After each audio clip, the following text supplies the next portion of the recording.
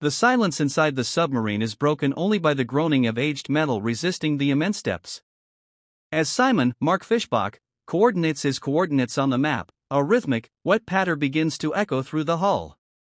Coagulated blood and thick, red fluid begin to slowly leak from the overhead rivets, staining the gray metal walls.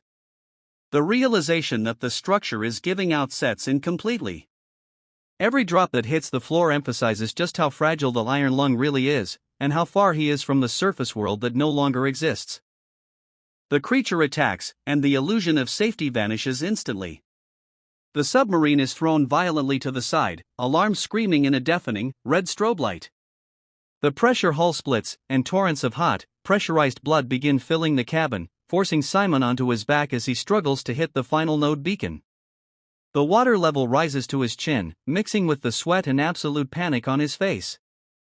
The film masterfully builds to its breathless finish here, trapping the audience inside the flooding, metallic coffin alongside him as the massive maw outside prepares for the final strike. With the forward viewport entirely encased in steel, Simon is completely dependent on sound cues, basic instruments, and a primitive camera that requires a few seconds to process each image. The audience shares his absolute blindness.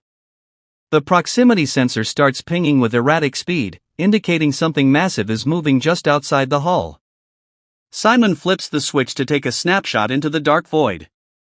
The flash triggers, and when the grain of the print finally materializes on the monitor, it reveals a massive, ribbed skeletal structure and an eye larger than the submarine itself staring directly back.